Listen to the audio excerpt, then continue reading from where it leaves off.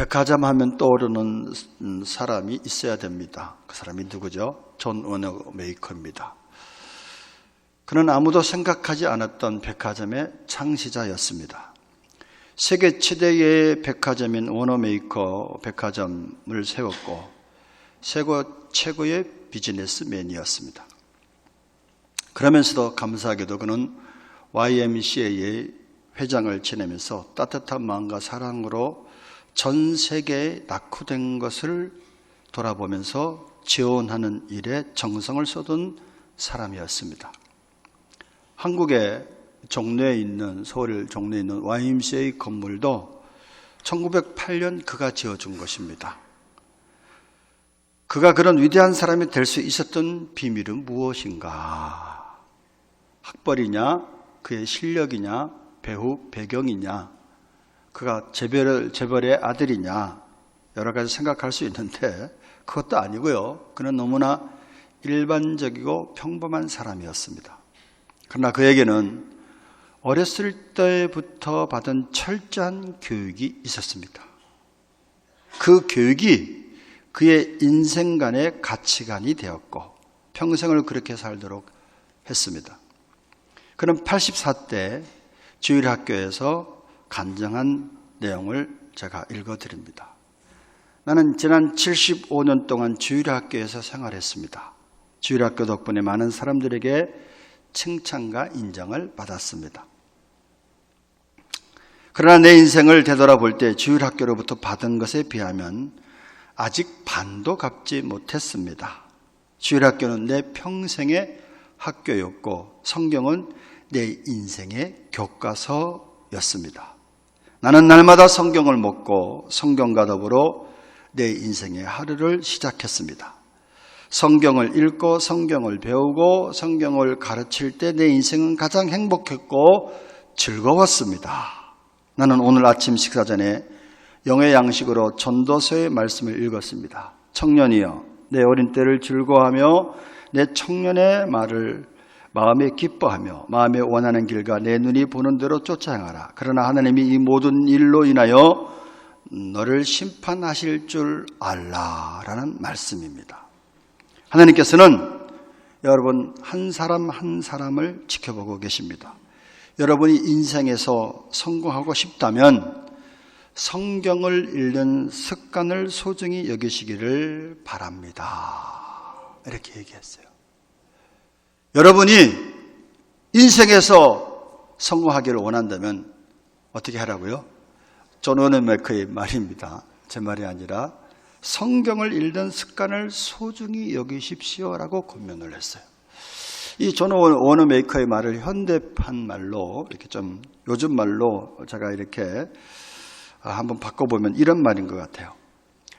당신이 성공을 원한다면 먼저 성공의 비법을 터득하고 돈의 흐름을 파악하고 사람들의 두뇌를 움직이고 기발한 아이디어로 승부를 걸려는 생각도 중요하지만 그러나 그보다 먼저 성공하려면 먼저 인생의 교과서를 손에 쥐고 매일 교과서에 따른 정기적인 자기 훈련이 필요한 것입니다. 그리고 그 교과서를 무엇으로 선택하느냐가 인생을 바꾸어 줍니다. 그 교과서는 다름 아닌 성경입니다. 이렇게 현대말로 표현할 것 같아요. 여러분, 존 워너메이커의 성공의 비결이 뭐라고요? 성경이었습니다. 성경을 읽는 습관이 자기를 그렇게 하나님의 축복의 도구로 사용되는 그런 삶을 살게 되었다라고 그렇게 간증합니다. 그렇다면 저와 여러분은 워너메이커처럼 성경을 그렇게 사랑하고 있느냐? 이 존 워너메이커의 이 얘기는 여러분 들었을 거예요. 제가 이 얘기를 또다시 하는 까닭은 존 워너메이커가 그렇게 성경을 사랑했다면 오늘을 살고 있는 저와 여러분이 하나님의 말씀인 성경을 그렇게 정말 사랑하고 있느냐? 돌아보자는 거. 가을은 독서의 계절입니다. 좋은 책들을 읽으시고 또 마음의 양식으로 삼기를 바랍니다만 무엇보다 예수 믿는 사람들은 좋은 책도 읽어야 되지만 성경을 좀 삼아서 읽어야 되는 것이 아닌가라고 저는 그렇게 생각합니다. 또 다음 주부터 또 성경 공부가 시작이 됩니다. 오늘부터는 복음 5주가 시작이 되고 다음 주부터는 여러분 신청을 받아서 스파크셀 초급반과 중급반, 그 다음에 성경이 읽어지니 구약이 끝났으니까 또 신약반을 새롭게 시작하려고 합니다. 좀 성경을 읽는 습관을 좀 가졌으면 좋겠다. 제가 성경이 읽어지네를 가르치면서 얻은 유익 중에 하나가 뭔지 아세요? 그런 여러 가지 배경적인 그런 학문도 필요하지만은 성경을 억지로라도 읽어야 돼. 숙제거든요. 숙제 내주고 저도 막 같이 막 읽어 나간단 말이죠. 때로는 읽기 싫어도 읽어 나가야 돼. 반강제적으로 막 읽어 나가는 거예요. 그런데 그것이 때로는 정말로 힘이 되는 거야. 성경이 읽어지네. 그거 뭐 큰 프로그램 따지지 마시고, 성경이 읽어지네 하시는 분들은 숙제를 반드시 내어드립니다. 뭐냐? 성경을 몇 장부터 몇 장까지 다음 주까지 읽어 오세요. 안 읽어오면 쪽팔리게 만드니까, 창피하게 만드니까, 억지로라도, 흉내라도 내거든. 저는 그것이 성경이 읽어지네 프로그램의 유익한 점이 아닌가라고 생각이 되어집니다. 성경을 읽는 저와 여러분 되시기를 바라고, 성경을 사랑하는, 하나님의 말씀을 사랑하는 미랄가족 되기를 바랍니다. 오늘 본문에는 이 성경 말씀이 우리에게 주는 능력에 대한 기록이 되어 있습니다. 어떤 성경 말씀이 어떤 우리에게 능력을 주느냐. 첫째, 이 하나님의 말씀은 우리의 영혼을 소성케 합니다. 오늘 7절 본문 말씀 잠깐 다시 한번 보겠습니다. 7절, 여호와의 율법은 완전하 영혼을 어떻게 하고 소성시키며 그랬어요. 여기서 소성이란 말은 거의 다 죽어가던 것을 다시 살려냄을 뜻합니다. 가끔가다 목사님들이 금식 40일 하는 분이 계시는데 다 죽어가. 빠바 이렇게 대부분 사람들이 죽어가. 살리는 방법이 무엇입니까? 기도입니까? 아니야. 음식을 좀 주면 살아나. 우리의 육신은 떡이 필요한 거야. 우리의 영혼은, 육신은 떡이 필요해서 죽어가는 사람이 떡을, 영양실조에 걸려 죽어가는 사람이 떡을 주면 살아납니다. 소성합니다. 그 영혼이 죽어가는 사람들은 어떻게 해야 되느냐? 하나님의 말씀이 그 마음속에 신비에 들어가면 영혼이, 죽었던 영혼이 다시 살아나게 되는 줄로 믿습니다. 시편 119편 25절에 이런 말씀이 있어요. 내 영혼이 진퇴에 붙었사오니 주의 말씀대로 나를 소성케 하소서. 진퇴에 붙었다는 말은요, 죽었다는 말이에요. 예수님을 믿으면서도 성경은 안 읽어. 어떻게 되는 줄 아세요? 영혼이 진퇴에 붙어. 영혼이 진퇴에 붙는다니까요. 제가 청년 때 한때 어려움을 당했을 때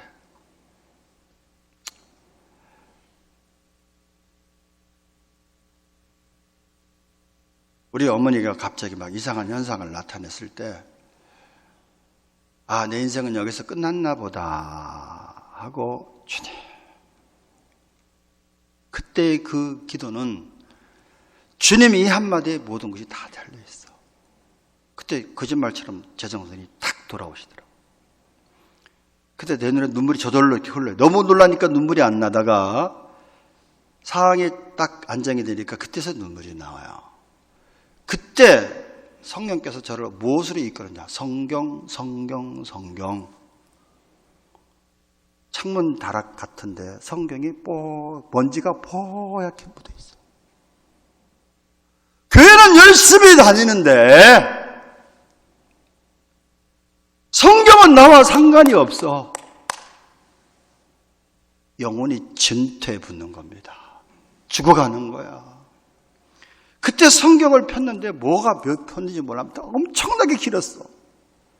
돌이켜보니까 가장 긴 말씀이 제가 나중에 찾아보니까 시편 119편 말씀이더라고요. 읽어내면서 그냥 줄줄줄줄줄줄줄줄 회개가 되는 거죠. 네. 여러분, 우리의 영혼을 진퇴해서 소성시키는 것은 하나님의 말씀만이 우리의 영혼을 소성시킵니다. 뿐만 아니라 시편 119편 7절에 나의 고난이 막심하오니 여호와여 주의 말씀대로 나를 소송케 하소서, 이런 말이 있어요. 나의 고난이 너무나 커서 내가 살 수가 없어. 시편 기자가 뭘 붙잡은 줄 아세요? 하나님의 말씀으로 나를 소송케 하소서. 영혼이 죽어 있고 환경으로 말미암아 고통이 막심하신 분이 있습니까? 기도도 해야겠지만은 하나님의 말씀을 찾으세요. 하나님의 말씀을 붙잡으세요.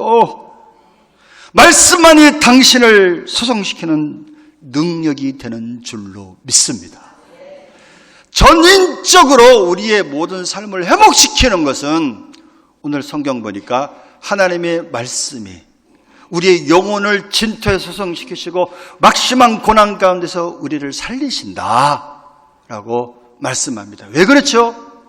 하나님의 말씀은 하나님 자신이기 때문에 그렇습니다. 말씀이 하나님이다, 지식이죠. 그렇게 믿습니까? 그렇게 믿고 오늘 존 워너메이커처럼 성경을 매일매일 읽고 지키면서 성경을 읽는 습관을 소중히 여기면서 그렇게 살아가고 있습니까? 노르웨이라는 나라가 있습니다. 지금은 세계 1등 국가예요. 가장 잘 사는 나라 중에 하나입니다. 그런데 지금으로부터 200년 전에는 노르웨이는 정말로 비참하고 가난한 나라였습니다. 나무 껍질로 북한처럼 빵을 만들어 먹기도 하고 길거리에서 굶어 죽는 사람들의 시체를 보는 일은 너무나도 흔한 일이었다고 합니다. 학교는 부족하였고 대학은 하나도 없고 수백 년간 이웃 나라의 지배를 받아온 노르웨이는 5촌과 작은 농장 밖에는 아무것도 없는 나라였습니다. 그런데 한 사람이 노르웨이를 살리는 거야. 그 사람은 누구냐? 한스 닐센 헤우게라는 사람인데 그가 1796년 4월 5일 하나님을 만납니다. 그 젊은이가 회심을 합니다. 그리고 기도하는 가운데 이 나라를 어떻게 살릴 수 있습니까? 하나님의 말씀만이 이 나라와 민족을 살린다라는 그런 확신 속에서 그의 삶을, 하나님 말씀을 증거하는데 보급하는 데 다 바쳤어. 1796년부터 1804년 사이에 나라 전체 마을 곳곳을 찾아다니면서 성경을 보급하였고 1000개가 넘는 가정교회에서 성경을 가르치기 시작했습니다. 몸이 만신창이가 되죠. 그런데 생명을 거는 거야. 제자들을 키웁니다. 혼자만 할 수 있는 일이 아니니까.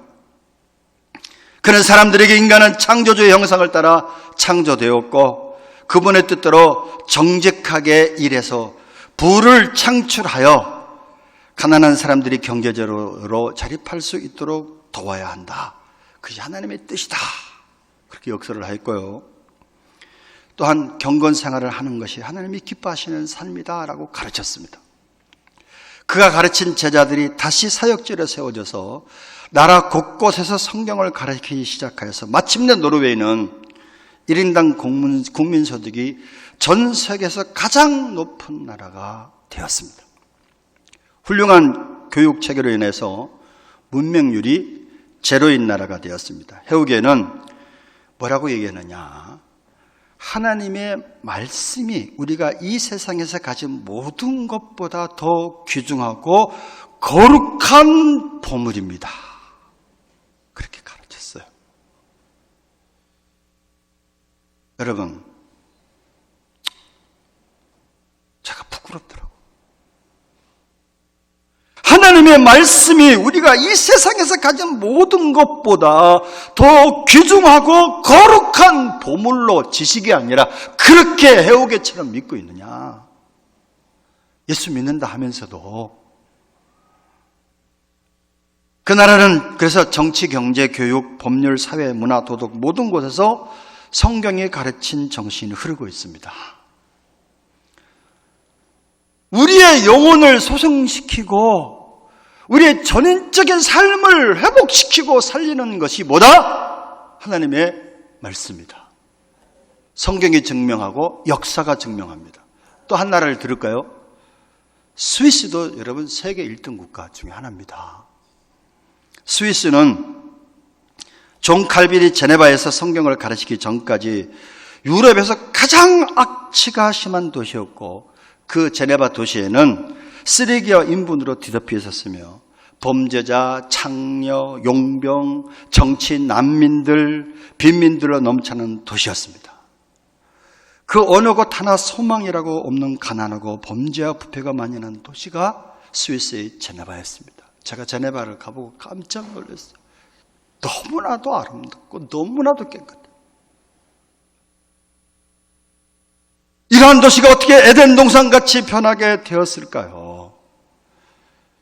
칼빈과 그를 따르는 개혁주의 신앙을 가진 사람들이 역시 해우개처럼 마을을 돌아다니면서 성경을 체계적으로 가르쳤고 설교를 통해서 사회를 개혁해 나가기 시작했습니다.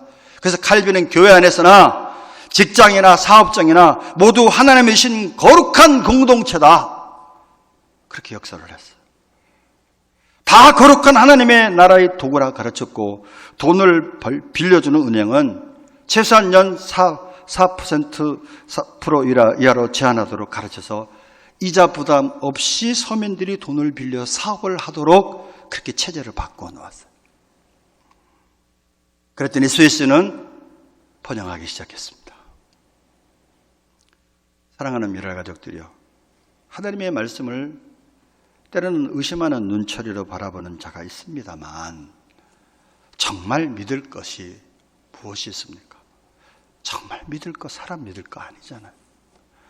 정말 믿을 것은 하나님 말씀밖에 없는 줄로 믿습니다.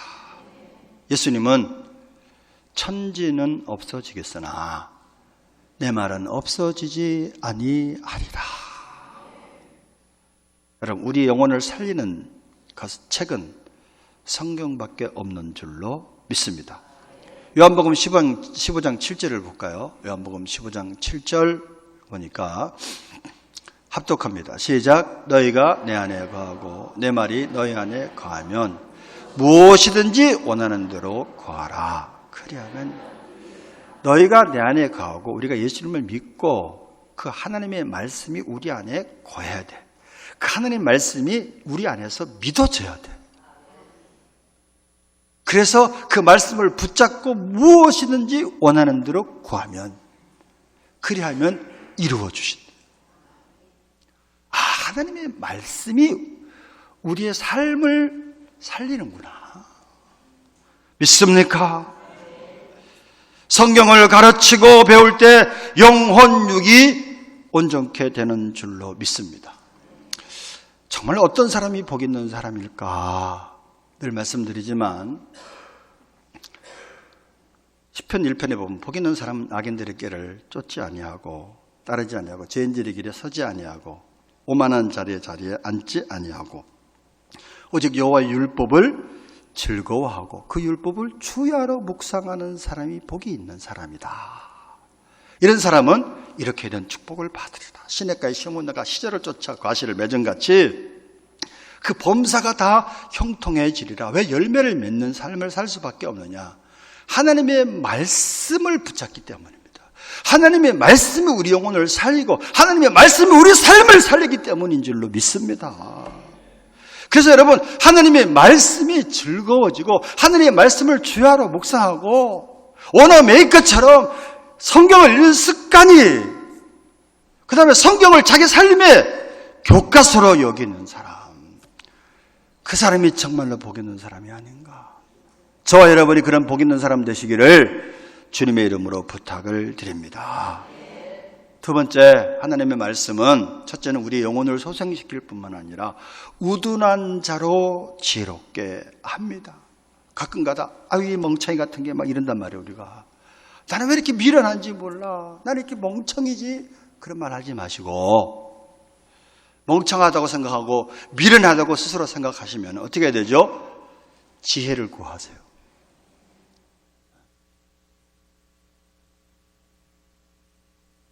누구든지 지혜가 부족하거든 후히 주시고 꾸짖지 하시는 하나님께 구하라. 그리하면 주시리라. 오늘 본문 7절을 보니까 뭐라고 증거하고 있습니까? 오늘 7절, 본문 7절. 여호와의 율법을 완전한 영혼을 소성시키고, 두 번째는 뭐라고요? 여호와의 증거는 확실하여 우둔한 자를 어떻게 한다? 지혜롭게 한다라고 말씀합니다. 신명기 4장 6절에는 말씀이 바로 우리에게 지혜가 된다고 말씀하셨고요. 잠언 9장 1절에는 여호와를 경외하는 것이 지혜의 근본이고 거룩한 자를 아는 것이 명철이니이다 라고 말씀합니다. 어느 정도 지혜롭게 하느냐? 하나님의 말씀을 우리가 읽으면은, 믿으면 어느 정도 하나님께서 지혜를 주시느냐? 시편 119편 98절, 99절, 100절, 98절부터 띄워보시죠. 주의 계명들이 항상 나와 함께하므로 그것들이 어떻게 한다고요? 나를 원수보다 지혜롭게 합니다. 우리의 원수가 뭐죠? 마귀잖아. 하나님의 말씀은 우리의 원수보다 우리를 지혜롭게 합니다. 두 번째, 내가 주의 증거들을 늘 어떻게 함으로? 읊조림으로 묵상하고 암송하고 늘 하나님의 말씀이 내 안에서 읊조려져. 불평과 원망이 읊조려지는 게 아니라 하나님의 말씀이 늘 읊조림으로 나의 명철함이 나의 모든 스승보다 나으며. 할렐루야. 세 번째는 죄의 법도들을 지킴으로 나의 명철함이 노인보다, 여기서 노인의 의미는 뭐죠? 세상을 많이 살아서 그 연륜과 경륜이 많아져서 그분들은 지혜로운 거야. 그러나 그 명철함이, 하나님의 말씀을 지킬 때 명철함이 그 지혜로운 노인보다 더 나으니이다 라고 말씀합니다. 할렐루야. 세상의 어떤 경험보다 더 좋은 지혜를 주신다고 말씀합니다. 정말로 우리가 그렇게 믿어야 될 줄로 믿습니다. 지혜가 부족하다고 생각하십니까? 구하십시오. 구하실 때, 하나님의 말씀을 읽을 때 하나님께서 저와 여러분에게 지혜를 주실 줄로 믿습니다.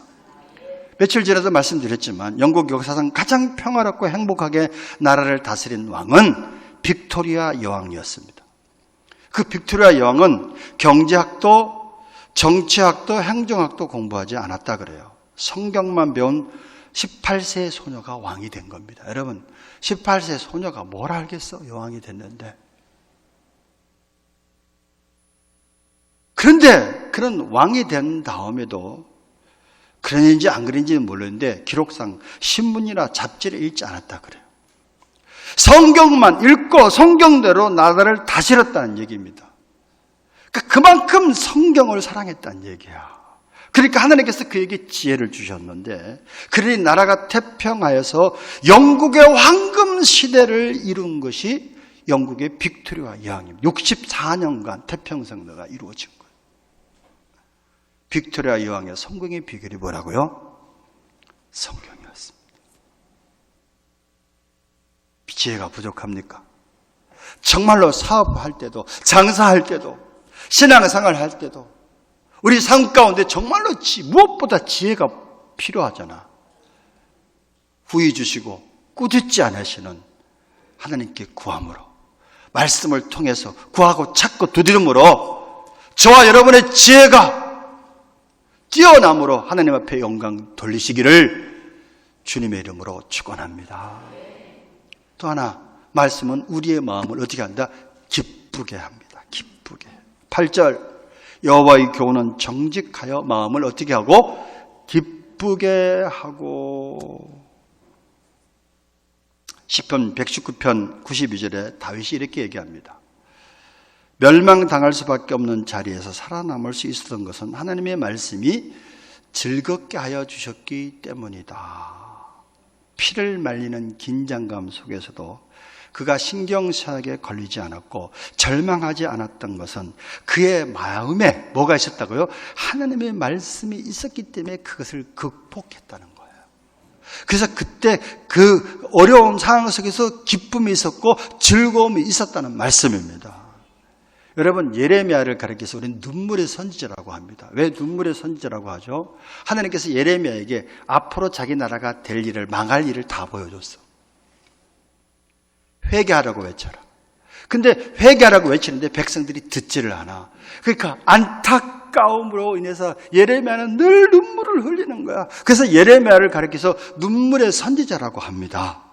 근데 그 예레미야가 하도 힘이 드니까 자기의 태어난 생일을 저주하고 싶을 만큼 자기가 비참했지만 말씀으로 능히 기쁨과 즐거움을 있었다라고 고백하고 있습니다. 여러분, 광야와 같이 메마른 세상에서 진정한 기쁨을 우리가 얻을 수 있겠습니까? 오늘날의 문제가 뭔지 아십니까? 오늘날 사람들이 기쁨을 점점 상실하고 하는 거예요. 기쁨이 없어. 현대인의 특징이 뭔지 아세요? 우울입니다. 우울. 어두움입니다. 얼굴들 보면 여기 이렇게 보면 환한 분이 별로 없어. 어떻게 예수 믿는데? 네.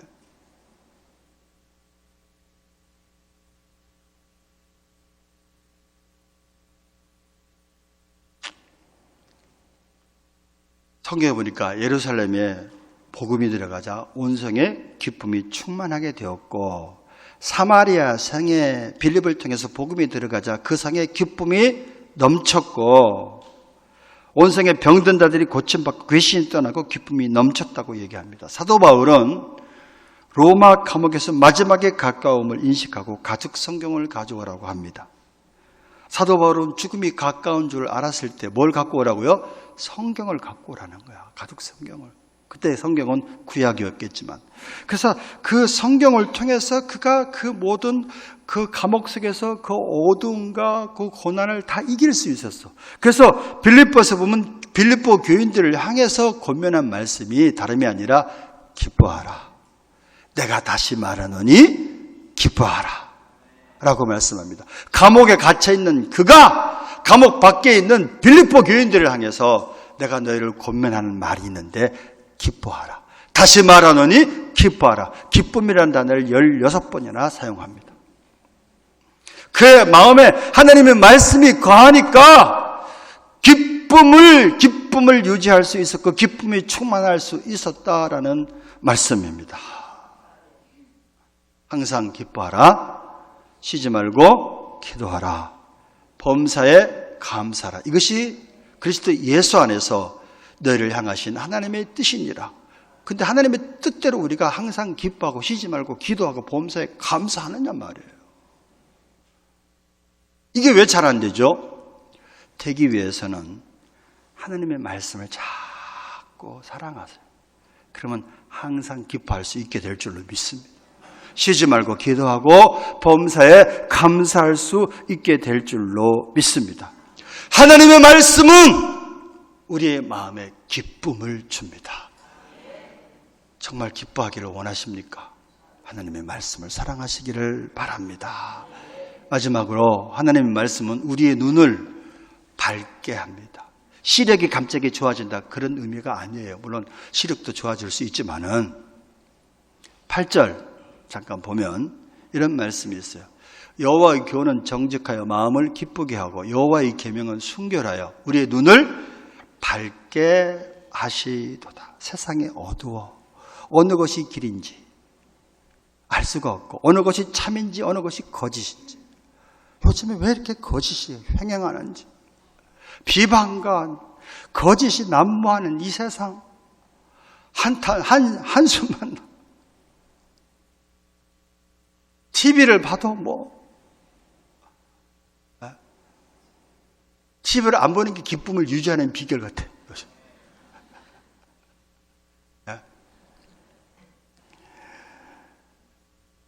도대체 어느 것이 누구 말이 진짜인지 누구 말이 가짜인지 분별하기 어려운 시대 속에서 살고 있습니다. 우리가 어떻게 행동해야 되는지, 우리가 어떻게 기도해야 되는지, 우리가 어떻게 살아가야 되는지 솔직히 따라 모를 때가 많아요. 하나님의 말씀은 우리의 눈을 밝게 한다. 하나님의 말씀은 우리 발등에 등불이요 우리 길에 빛이니다. 밝히 보여주시는 거예요. 어떻게 살아가야 될지를 보여주시는 거예요. 믿습니까? 죄악에 간영하는 이때 우리를 유혹하는 것들이 얼마나 많은지 모릅니다. 미혹하는 귀신들이 믿는 자들도 이단으로 끌고 가고자 지금 최후발악을 하고 있는 것 같아요. 역대급입니다. 신천지니 하나님의 교회니 이단들이 이렇게 횡행하는 것은 한국 역사에 없었어요. 끝이로구나. 끝 중에 끝에 살고 있구나. 그걸 느끼시면 되는 거예요. 그런데요, 이럴 때 하나님의 말씀을 사랑하여 읽고 묵상하는 자는 그런 유혹에서 벗어날 수 있습니다. 또 갈 길을 가르쳐 주시기에 바른 길을 가게 하십니다. 본교에서 성경 공부한다는데 이 성경 공부는 쳐다보지도 않고 왜 다른 데 눈을 돌려? 나 참 이해를 못하겠어요. 본교에서 성경 공부를 해서 그래도 갈급해 다른 곳에 눈을 돌리면 이해를 해요. 자기네 속한 교회에서 성경 공부를 하는데 찾아오지도 않고 공부도 하지 않으면서 왜 자꾸 다른 데 눈을 기울이다 보니까 이단에 걸리는 거예요. 여러분, 이단도 문제지만 미혹하는 사람도 문제지만 미혹당하는 사람도 문제야. 성경에 보니까 자기 욕심으로 미혹당한다 그랬어. 네. 그래서 여러분, 내 안에 하나님의 말씀으로 인해서 기쁨이 충만하게 되면 허한 게 뭐가 있어요? 다른 데 가서 찾을 게 뭐가 있어? 내 안에 기쁨이 넘치고 내 안에 감사가 넘치는데 분별력이 생기는데 심주일이라는 분의 간증입니다. 이분은 오래전엔 탈북하신 분인데 북한 정치 보유비 중자, 즉 우리나라 군인 계급으로 말하면 중령에 해당되는 계급을 가지고 있었습니다. 탈북을 하여서 기복 TV에 나와서 오래전에 간증한 내용입니다. 정치 보유부는 군부 안의 동태를 살펴서 그 당시에 이제 김정일이 수령이었으니까 당과 김정일에게 보고하는 막강한 권력을 가진 조직입니다. 그는 1997년 북한 동포들이 굶주려 죽거나 아사 직전에 처한 현실을 보면서 공산주의 체제와 김정일 통치에 대한 반감으로 갈등을 겪고 있을 때 보유비에 있는 절친이 하나 있었어요. 그 친구로부터 성경을 한 번 받게 되었습니다. 한 권을. 그 친구는 이미 중국에 가서 복음을 접하고 회심한 사람이야. 그 친구에게 남조선 책을 한번 읽어보겠느냐고 권했습니다. 처음에 내준 책이 과학동화 잡지였는데 그 책에는 남조선의 발달한 자동차 산업에 대한 사진과 글이 함께 실려 있어 호기심으로 책장을 넘겨보았습니다. 그 모습을 지켜보던 그 친구가 이번에는 가죽으로 된 책 한 권을 내놓으면서 이 책은 남조선 사람들이 가장 많이 읽는 책인데 참고로 읽어보라 하는 것이 그래서 남조선을 이해하는 데 도움이 될 것이다 하여 그 책을 받아두었다가 어느 날 이 책을 읽게 되었다 그래요. 그 책이 바로 뭐죠? 성경책이었습니다. 그런 책을 펴서 창세기를 읽다가 황당하다는 생각을 하면서 읽기를 그만두었습니다. 그렇지 않아도 김정일 일당 독재의 그 염증을 느끼고 있는데 하나님이 청지를 창조하셨다는 선언을 읽으면서 북한에서는 김일성이 하나님인데 남한에도 또 하나님이 있는가 생각하고 화가 났다는 거예요. 또 보니까 또 누가 누구를 낳고 막 1000살까지 막 살아. 그래서 그게 막 코웃음이 쳐지고 이게 믿어지지 않아 던져버렸다가 그 사람을 죽이기 이상하게 3개월입니다. 3개월 후에 그래도 친구가 주었는데 끝까지 읽어보자는 생각이 다시 들어가서 또 성경을 읽다가 레위기에 와서 다시 질려버리고 말았습니다. 짐승을 찾아 피를 흘려 제사를 드리라고 명했는데 세상에 이걸 왜 신약에 드려 굶어 죽어가는 우리가 먹어야지. 이런 생각이 드는 거야. 소나 염소 양으로 제사를 드린 형체가 기록된 것을 보고 북한의 인민들이 굶주려 죽어가고 있는데 이런 짐승들을 다 잡아 제사를 드리라고 하니 이게 말이 되느냐 하고 다시 덮어버렸어요. 그리고 주기가 몇 개월이라고? 3개월 후에 다시 읽고 싶은 생각이 나서 이제는 성경을 요한계시록까지 다 읽었답니다. 근데 성경을 다 읽고 난 후 그의 마음에 야, 이게 보통 책이 아니구나 라는 알 수 없는 감동이 생겼습니다. 그는 다시 성경을 읽기 시작하다가 창세기 1장 26절에서 28절을 읽다가 무릎을 쳤습니다. 인간이 어디서 와서 왜 살며 인간은 어떻게 살아야 하는지를 이 책이 알게 해주시는구나. 그는 김일성 종합대학에서 공산주의 교육을 받으면서 질환을 공부할 때 교수에게 교수님, 원숭이가 우리 조상이면 그 원숭이는 어디서 생겼습니까? 라고 묻고 그 위에는 또 무엇이 있었습니까? 라고 묻다가 교수에게 되게 면박을 당했답니다. 그런데 그 의문이 창세기 1장 26절, 28절을 읽다가 풀려진 거야. 그래, 전능하신 하나님이 우리를 창조하셨다면 난 살아갈 가치가 있는 사람이다.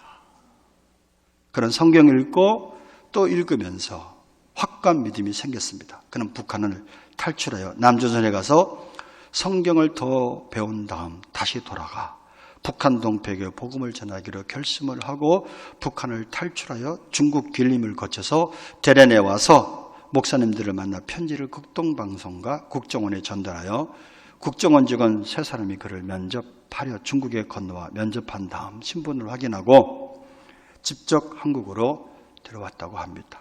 그는 장신대 특례로 입학하여서 졸업한 지 2005년대에 꽤 됐죠. 목사 안수를 받고 지금은 창조교회를 개척하여서 지금 담임하고 있습니다.